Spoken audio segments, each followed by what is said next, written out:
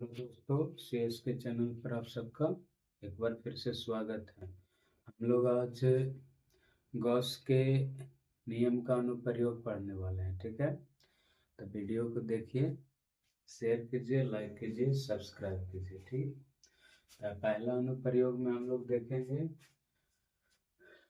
अनंत अनंत आवेशित चालक तार के कारण विद्युत क्षेत्र। ठीक, और भी किसके नियम से? गॉस के नियम से। ठीक, electric field due to infinite long wire. ठीक, तो अनंत आवेशित चालक तार के कारण हम लोग देखने वाले हैं विद्युत क्षेत्र की तीव्रता। इसके लिए क्या करना, हेडिंग लग गया। ठीक, ओके। ठीक, अब इसके लिए क्या करना है, एक अनंत आवेशित चालक तार बना लेना है। बना देते हैं। ठीक,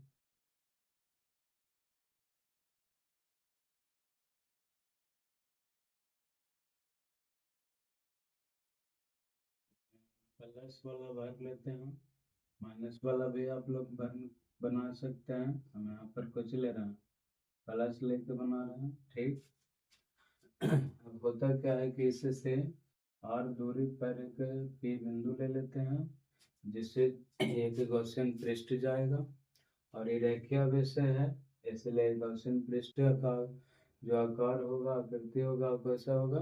बेलनाकार होगा। ठीक है, क्योंकि पहले हम बता चुके हैं कि रेखीय आवेश घनत्व के रेखीय आवेश के लिए जो गॉसियन पृष्ठ होता है वो कैसा होता है?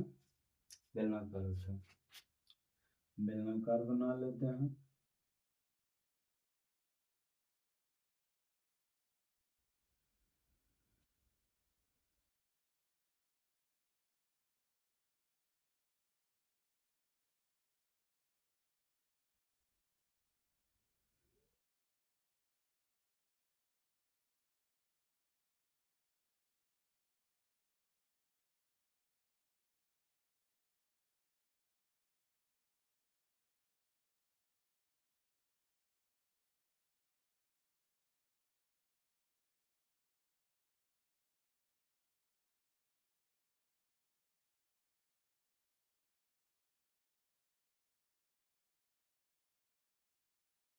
ठीक है, बेलनाकार हो गया। थोड़ा सा बात लिख लेते हैं। माना कि अनंत आवेशित चालक तार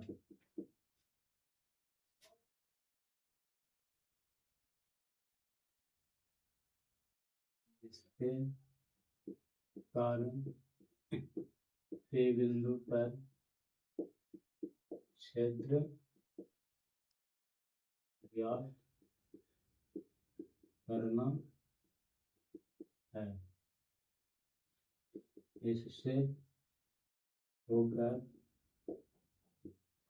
इससे जाता हुआ एक बेलनाकार गॉसियन पृष्ठ खींचते हैं, जिसकी त्रिज्या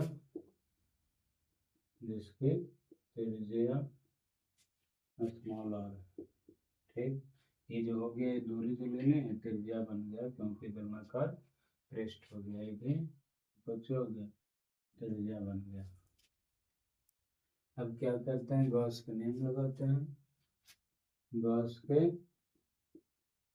नियम से कुछ होता है finite equal to integration A dot D. ठीक है, अब यहाँ पर हम तीन पृष्ठ इस विद्युत क्षेत्र के साथ देख सकते हैं। एक तो ये पृष्ठ हो गया मेरा, मान लेते हैं ये पृष्ठ है, ये पूरा पृष्ठ 1 है, ये पृष्ठ 2 है, एक पृष्ठ 3 है। लेकिन इस पृष्ठ पर छोटा सा एरिया का यानी छोटे क्षेत्रफल का डायरेक्शन D A1 इधर मान लेते हैं, एक पूरे पृष्ठ का एरिया A1 मान लेते हैं, इसको A2 है, इसको A3। ठीक, तो छोटे के लिए डायरेक्शन इधर है, इलेक्ट्रिक फील्ड प्लस है, इधर हो जाएगा डायरेक्शन, हो जाएगा ना। उसके बाद यानी E1 का डायरेक्शन इधर हो गया, इसके बीच का कोण 90 डिग्री। ध्यान रखिएगा ये कोण को, आप इस कोण को ही मतलब इस्तेमाल होने वाला है। उसके बाद इसका इसका छोटे क्षेत्रफल का डायरेक्शन ऊपर होगी। ठीक, और इसके लिए भी इलेक्ट्रिक फील्ड अगर हम बोले कि इधर भी बोल सकते हैं कि है, एक्चुअल में इलेक्ट्रिक फील्ड अगर उधर ज्ञात करना है तो हम इसको उधर भी मान सकते हैं, इधर के डायरेक्शन इधर है, जो 90 डिग्री है, तो यहाँ पर इधर हो गया, यहाँ पर इधर ही मान लेते हैं आप लोग के हिसाब से इधर। ठीक, E1 का अब इसके लिए भी E1 E2 इधर हो गया, DA2 इधर हो गया। ठीक, अभी भी कितना कोण है 90 डिग्री, यहाँ पे 90 डिग्री कोण। अब इसके यहाँ पृष्ठ की बात करते हैं, इस पृष्ठ की छोटा पृष्ठ। ठीक, यहाँ पर छोटे भाग का इसका DA3 इधर हो जाएगा और इलेक्ट्रिक फील्ड से इधर आएगी। ठीक है, A3 ले लेते हैं, कोई दिक्कत नहीं। इलेक्ट्रिक फील्ड तो उधर है, तो देखिए यहाँ पर हम क्या करने वाले हैं, E1 ही मान लेते हैं, E ही इलेक्ट्रिक फील्ड रखते हैं तो गड़बड़ हो जाएगा, क्योंकि हमको इलेक्ट्रिक फील्ड निकालना है। तो क्या हो जाएगा, E into DA1 cos theta, पहला एरिया A1 के लिए पहला, फिर से E into DA2 cos theta पहला, फिर क्या E into DA3 cos theta A3। ठीक है, उसके बाद थीटा देखिए एंगल इलेक्ट्रिक फील्ड और DA1 के बीच कितना 90 डिग्री है, इसमें भी 90 डिग्री, DA1 cos 90, इसके लिए भी DA2 cos 90। अगर मान लेते हैं E1 मान ही लेंगे E1 एज E2 तो कोई फर्क पड़ने वाला नहीं है, क्योंकि E1 अगर मान लेते हैं तो ये 0 हो जाएगा, E2 भी 0 हो जाएगा, तो E1 मान सकते हैं, इसमें कोई दिक्कत वाली बात नहीं है, मान ही लीजिए। लगता है कि मान लो, ठीक हो गया, मन खुश हो गया। ठीक है सर, आप मान के गड़बड़ कर दिए थे, फिर मिटा दें, इसलिए वही वाला रहेगी। ठीक, E1 फिर उसके बाद आगे A3 D A3 cos, cos यहाँ 0 है, फिर क्या है cos 0 है। इतना क्लियर है। अब आगे फाइनाइट चला रहा है, इसका मान तो 0 हो गया, इसका भी 0 हो गया, 0 प्लस 0 प्लस A3 और D A3 cos इसका वैल्यू 1। ठीक, तो फाइनाइट 0 सभी E3 and to DA3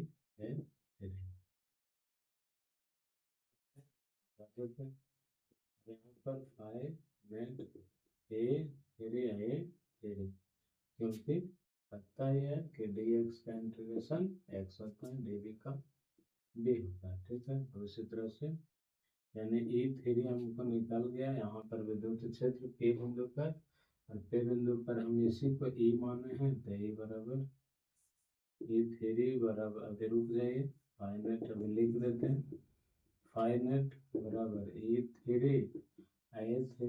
A3 कितना हो गया, E हमारा जैसे मान लेते हैं, E हमारा पहला बेलन के जैसे पी बिंदु, तो ई वाला, ये जो बेलन बना है, बेलन का वक्र पृष्ठ का क्षेत्रफल, ये जो हमारा हाथ चल रहा है ना, ऐसे ऐसे स्पर्श हो रहा है ना, ये वाला चारों तरफ, यही हमारा वक्र पृष्ठ। फिर 2 पाई r h होता है, तो इसका लंबाई हम कितना मान लेंगे, जैसे बेलन के एल मान लेंगे, कुछ एल, 2 पाई r × एल। अब बताइए इलेक्ट्रिक फील्ड थ्योरी। अच्छा, फाई नॉट, फिर चूंकि फाई नेट बराबर होता है क्यू नेट बटा एप्सिलॉन नॉट होता है, बस के थ्योरम से। आप बताइए, इधर लिख देते हैं क्यू नेट बटा एप्सिलॉन नॉट, इधर A three into 2 pi r है। तो क्या हो गया, इलेक्ट्रिक फील्ड थ्योरी बराबर क्यू बटा 2 pi epsilon naught into R into L. अब बताइए, ये थ्री है जो कि पे बिंदु पर है, और पे बिंदु पर ए है, तो ए का मान हो गया, इसको जरा देखिए, क्यू बटा एल है, क्यू बटा एल को लैम्डा कहते हैं, क्या कहते हैं, लैम्डा। और ये तो है ये लैम्डा का है, तो लैम्डा बराबर होता है क्यू बटा एल, जिसे कुछ कहते हैं रेखीय आवेश घनत्व, रेखीय आवेश घनत्व क्या कहते हैं, रेखीय आवेश घनत्व कहते हैं। तो हमारा एक फार्मूला हो गया, इलेक्ट्रिक फील्ड पी बिंदु पर एक अनंत आवेशित चालकता के कारण कुछ होता है लैम्डा बटा 2 pi epsilon naught into R है, जो कि जहाँ से हमको विद्युत क्षेत्र की तीव्रता निकालना है, जहाँ तक निकालना है, ठीक है। अब इसको देखिए, इसका एक और रूप होता है, आगे बढ़ते हैं। हमारा इलेक्ट्रिक फील्ड का मान आया lambda by 2 pi epsilon naught into R, दो से ऊपर नीचे गुना कर देते हैं, और इसको 4 pi epsilon naught into R, दो से ऊपर गुना करेंगे तो दूर आएगा, और नीचे दूर आएगा तो कुछ हो गया, 2 दूनी 4 पाई एप्सिलॉन नॉट, और 1/4 पाई एप्सिलॉन नॉट को के बोलते हैं, तो के या 2 लैम्डा बटा आर। इलेक्ट्रिक फील्ड का जो मान हो गया 2 के लैम्डा बटा आर, इस रूप का भी होता है। और के का मान आप लोग को याद है, 9 में 10 की पावर 9 न्यूटन मीटर स्क्वायर बटा कूलम्ब, ठीक है। ये सब कीमत साथ ही याद रख लेना, 9 × 10 की पावर 9। अब आता है ग्राफ, अब आता है क्या, ग्राफ किसके किसके बीच, ये विद्युत क्षेत्र ई और दूरी के बीच, विद्युत क्षेत्र ई और ग्राफ हम देखते हैं, ग्राफ, ठीक, दूरी, विद्युत क्षेत्र वर्सेस दूरी, ठीक, इलेक्ट्रिक फील्ड। और ग्राफ के लिए आपको सबसे पहले प्लॉट कर लेना इस तरह से, हमको दूरी को रख देना है बाई एक्स अक्ष पर, और विद्युत क्षेत्र को रख देना है इस पर, बाई अक्ष पर। जरा देखिए, इलेक्ट्रिक फील्ड का जो मान है यहाँ पर देख लेते हैं, इलेक्ट्रिक फील्ड का मान है lambda by 2 pi epsilon naught into R, lambda constant, 2 pi epsilon naught constant, electric field है जो कि इन्वर्सली प्रोपोर्शनल आर हो गया, नहीं हो गया, इन्वर्सली प्रोपोर्शनल आर हो गया। तो आर को हम इसको बढ़ाएंगे तो ये घटेगा, जैसे मतलब दूरी बढ़ेगा तो विद्युत क्षेत्र का मान घटेगा, एक के बढ़ाने से दूसरा घटे, तो ग्राफ ऐसा होता है जिसे हम रेक्टेंगुलर हाइपरबोला कहते हैं। क्या कहते हैं, रेक्टेंगुलर हाइपरबोला कहते हैं। एक के बढ़ाने से दूसरा कुछ घटे, एक के बढ़ाने से दूसरा घटे, गाना है ना, क्या चोट लगे तुझको तो दर्द मुझे होता है, वही वाला बात है, दूरी बढ़ा तो विद्युत क्षेत्र घटा। तो यहाँ पर दूरी बढ़ जाएगा तो क्या होता है, दूरी बढ़ गया तो क्या हो गया, विद्युत क्षेत्र घट गया। दूसरे शब्द में ऐसे भी कहते हैं, इंसान के जीवन में भी ऐसा स्थिति आता है कि दूरी जब बढ़ जाता है तो विद्युत क्षेत्र वैल्यू घट जाता है, मतलब दूरी बढ़ने से वैल्यू घट जाता है। यहाँ भी वही बात है, दूरी बढ़ रहा है तो विद्युत क्षेत्र घट रहा है, ठीक है। इस पर कुछ नगमे वगैरह याद आ रहे हैं आप लोग को तो बताइए। ऐसे हमें तो याद आ रहा है पर अभी नहीं। ठीक है, इट्स ओके। फिर वीडियो देखिए अच्छा से। ठीक है, वीडियो देखिए अच्छे से। और जो भी डेरिवेशन में आपको दिक्कत लगे कि सर यहाँ पर दिक्कत हुआ, यहाँ नहीं समझ में आया, तो आप लोग कुछ करिए, कमेंट बॉक्स में लिख दीजिए, फटाफट लिख दीजिए, हम बता देंगे कि यहाँ पर ऐसे हुआ था। लाइक शेयर सब्सक्राइब करिए।